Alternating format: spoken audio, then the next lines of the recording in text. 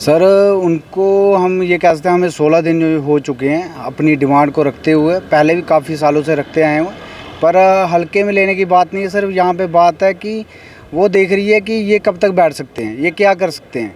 अब सर जैसे हम जो उड़ी कश्मीर का हम मांग रहे हैं, वेजेस मांग रहे हैं जो वहाँ पे लागू किए गए हैं, वो सर 97 में पूरा हुआ था और ये सर प्रोजेक्ट पूरा हुआ है 87 में।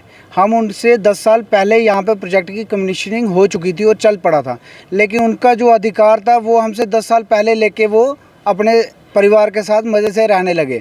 उन्होंने 10 साल पहले ही अपना हक ले लिया, जो वो डिमांड कर रहे थे उनको मिल गई। और वो हमारे से 10 साल बाद बना प्रोजेक्ट, लेकिन उनको और आज भी हम उस चीज़ को ही लेके चल रहे हैं कि वहाँ पे क्या मिला और क्या नहीं मिला। हम एनएचपीसी से यही गुजारिश कर रहे हैं, बार बार ये कह रहे हैं, सीएमडी सर भी एक ही हैं एनएचपीसी के, ईडी सर भी एक ही हैं। हम यही गुजारिश कर रहे हैं जो भी हमारी पॉलिसी में डाला जा सकता है जिससे हमें पीएसआर के थ्रू अटैच किया जा सके, वही हम डिमांड कर रहे हैं, ताकि हम भी अपने परिवार को अच्छे ढंग से रख सकें, पाल सकें। हम भी उनकी जो मूलभूत सुविधाएं हैं उसको पूरा कर सकें। हम यही डिमांड रख रहे हैं और 16 दिन हो चुके हैं सर, 16 और लग जाएंगे। हम यहीं बैठे रहेंगे क्योंकि बार बार हमसे भी बैठा नहीं जाता और अपने हक की लड़ाई कर रहे हैं, हम कोई चोरी नहीं कर रहे हैं। हम अपना डॉक्यूमेंट भी दिखा चुके हैं और वो इस बात को मान भी रहे हैं। इसलिए मान रहे हैं क्योंकि उन्होंने माना, इसलिए 6 महीने पहले इस पॉलिसी के ऊपर एक पॉलिसी बना के उन्होंने आगे भेजी थी। क्योंकि अगर ये बात सच्ची नहीं होती, हमारे डॉक्यूमेंट झूठे होते, तो वो ये पॉलिसी नहीं बना के आगे भेजती। पर आगे एडमिनिस्ट्रेशन क्या सोचती है, क्या करना चाहती है, वो उन्हीं को पता होगा। पर हम अब भी उम्मीद कर रहे हैं कि जल्द से जल्द वो इस चीज़ को हल करें, ताकि हमारे लोगों का, हमारे परिवार का ज़्यादा नुकसान ना हो। और ना ही हम एनएचपीसी को कोई नुकसान चाहते हैं। एनएचपीसी के घरों में एनएचपीसी की तरफ से यहाँ से बिजली बन रही है और जा रही है, सभी के घरों में जा रही है। हम उसको भी रोक नहीं रहे और ना ही हमारे अंदर इतनी क्षमता है हम उसको रोक सकते हैं। पर सर हमारे अंदर ये क्षमता है कि हम अपनी आवाज़ रख सकते हैं। मीडिया का भी हम आभार व्यक्त करते हैं जो हमारे पास आती है और हमारी आवाज़ को आगे बुलंद करती है। हम आपका भी धन्यवाद करते हैं कि हमारी आवाज़ ज़ोरों शोरों से आगे तक पहुंचाए, ताकि हमारा ये हल किया जा सके। जो हमारे साथ भेदभाव हो रहा है जम्मू कश्मीर या जो भी जिस तरह का भेदभाव हो रहा है, तो वो भेदभाव नहीं होना चाहिए। इनके पास सारी टेक्नोलॉजी है, इनके पास ऑफिसर रैंक है, इनके पास कंप्यूटर है। आज की डेट में एआई का ज़माना आ चुका है। अगर ये करना चाहें तो 2 दिन में इस मसले को हल कर सकते हैं, अगर करना चाहें। अगर किसी ने नहीं करने की ठान ली है तो सर हम उसके लिए कुछ नहीं कह सकते हैं। पर हम फिर भी यकीन रखते हैं एनएचपीसी से कि वो जल्द से जल्द हमारी इस बातों पर अमल करे और इसका कोई ना कोई हल निकाले। धन्यवाद सर।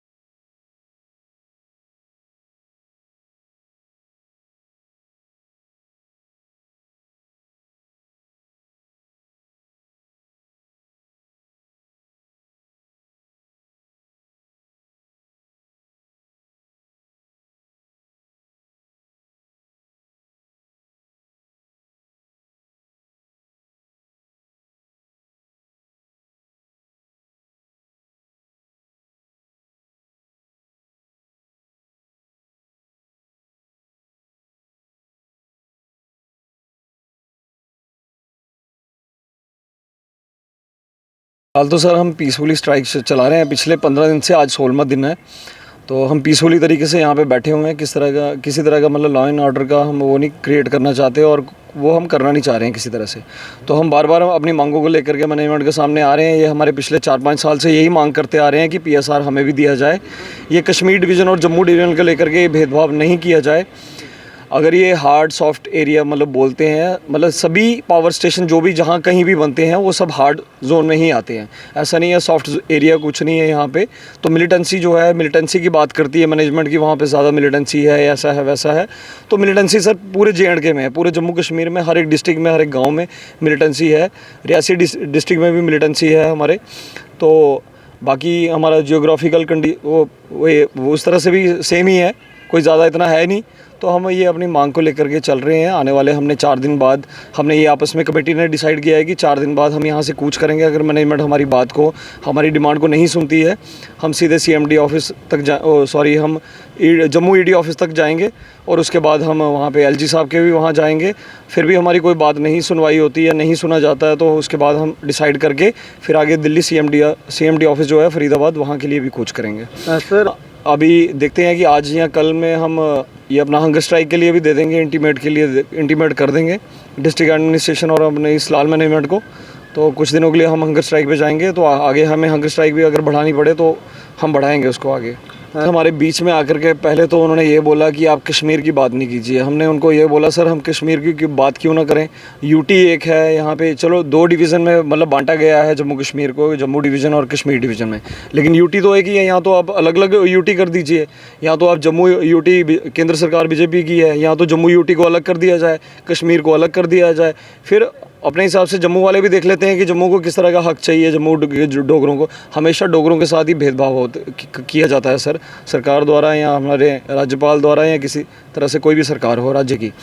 तो ये इस तरह का डिस्क्रिमिनेशन जो चलता है या ये जो वेज डिस्पैरिटी जो चल रही है कश्मीर डिवीज़न और जम्मू डिवीज़न को लेकर के, ये इस तरह की चीज़ें नहीं होनी चाहिए। ये आपस में लड़वाने वाली बात है जम्मू डिवीज़न और कश्मीर डिवीज़न को लेकर के। तो हाँ सर, भूख हड़ताल पे जाएंगे। नहीं, लास्ट विकल्प नहीं बोल सकते हम भूख हड़ताल सर। आने वाले समय में हम अपने फैमिली मेम्बर्स को भी लेकर के आएंगे और यहाँ पे मैनेजमेंट का रास्ता भी रोकेंगे।